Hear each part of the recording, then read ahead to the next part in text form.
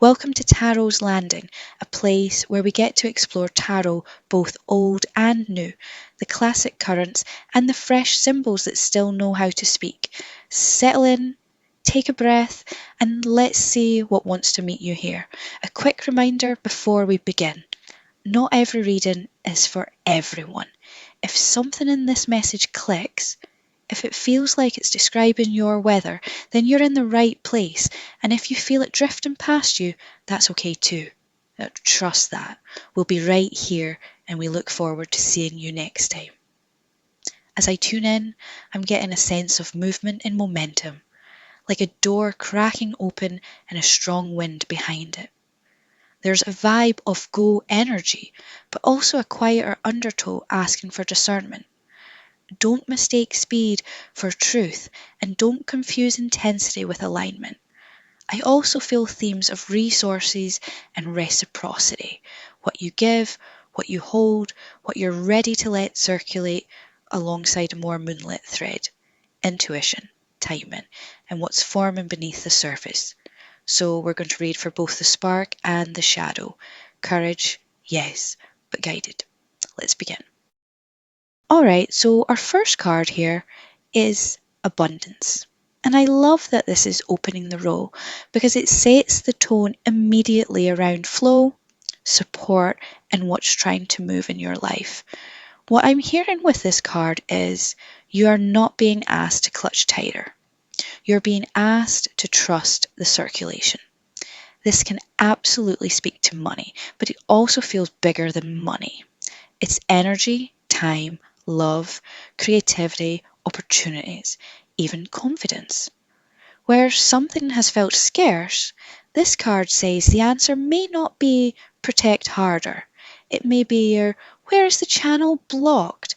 There's a strong message here around reciprocity. Who pours into you? Where are you overgiving? Where are you afraid to receive? Because abundance isn't just generosity outward, it's also allowing yourself to be nourished without guilt. And I do want to name the shadow of this card. Sometimes when abundance appears, it shows up because fear of lack has been running the show in subtle ways, holding back, guarding, waiting until it feels perfectly safe.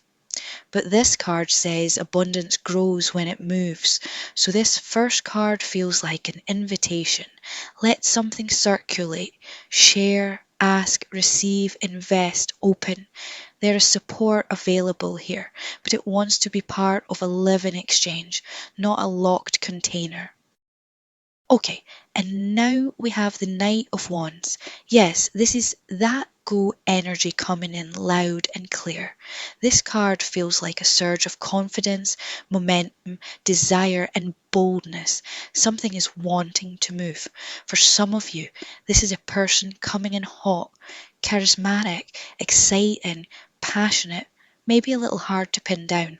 For others, this is your energy. That moment where you're tired of waiting, tired of overthinking, and ready to just do the thing. What's really standing out to me is how this pairs with abundance. Together, these cards say when the channel opens, energy moves fast, opportunity can come quickly here, inspiration can come quickly. A yes, an invitation, a trip, a message, a creative push, something that gets you out of stagnation. But the guidance with the Knight of Wands is move with purpose, because this energy is powerful, but it can also burn hot and fast. So yes, take the leap, follow the spark, trust what excites you, but make sure you're not just chasing intensity for its own sake. This feels like courage, passion, and forward motion. The door is open, but be intentional about what you run toward. Alright, and now this third card is Moonwell. And I'm really glad this is here because it adds the layer of intuition and timing that the first two cards needed. Because with abundance and the Knight of Wands, there is absolutely movement, momentum, opportunity, desire, very much a go feeling. But Moonwell says, yes, move, but stay connected to your inner knowing while you do it. don't let speed drown out your instincts. This card tells me something is still forming beneath the surface. Not everything needs to be fully explained yet. Not everything needs to make logical sense immediately.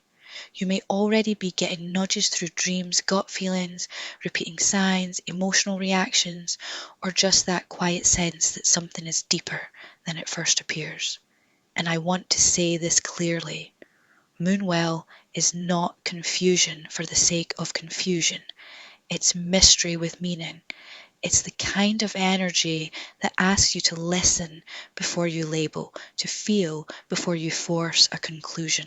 So if the Knight of Wands is saying, go, Moonwell is saying, go consciously. Trust what pulls you, but also pay attention to what keeps resurfacing. Your intuition is part of the path here. The answer may not arrive as a loud declaration. It may come as a repeated whisper. So far, this reading feels like a clear message of opening, movement, and mindful trust. Abundance says support wants to flow, not be gripped. The Knight of Wands brings the courage to act, to say yes, to move toward what's calling you. And Moonwell reminds you that this isn't just about speed, it's about staying connected to your intuition while things unfold.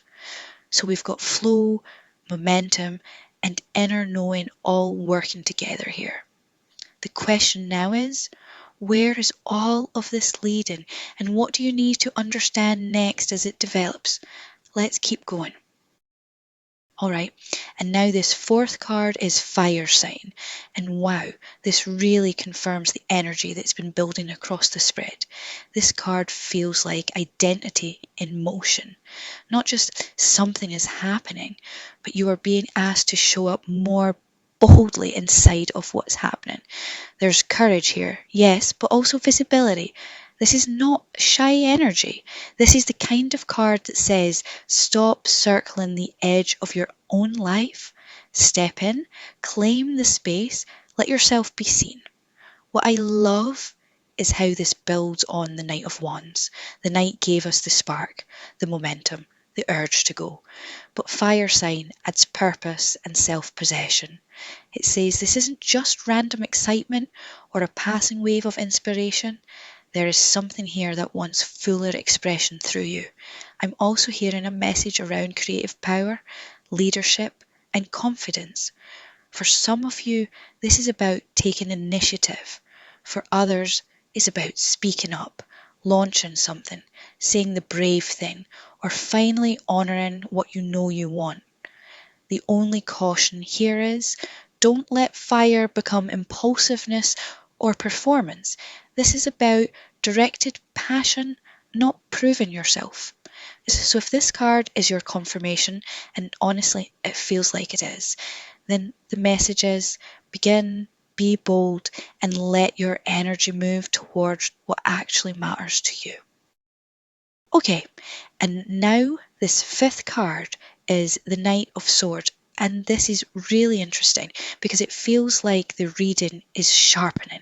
Up until now, we've had flow, momentum, intuition, fire, boldness. But the Knight of Swords comes in and says, now say it clearly, now decide, now cut through the fog. This feels like a moment where a truth needs to be spoken, a question needs to be asked, or a choice needs to be made without endlessly circling it. For some of you, this is a conversation. For others, it's a decision you already know you need to make, but you've been waiting for one more sign, one more confirmation, one more perfect feeling. And this card says, clarity comes through movement and honest naming. What I really like is how this works with Moonwell. Moonwell said, trust the whisper. The Knight of Swords says, once you know what the whisper is telling you, act on it directly. Now the caution here is tone and speed. This card can be brilliant, but it can also come in too sharp. So yes, be honest. Yes, be decisive. But don't use truth like a weapon. Let it clear the air, not scorch the room. So this final card feels like your next step is not only to feel it and want it, but to name it, claim it, and move.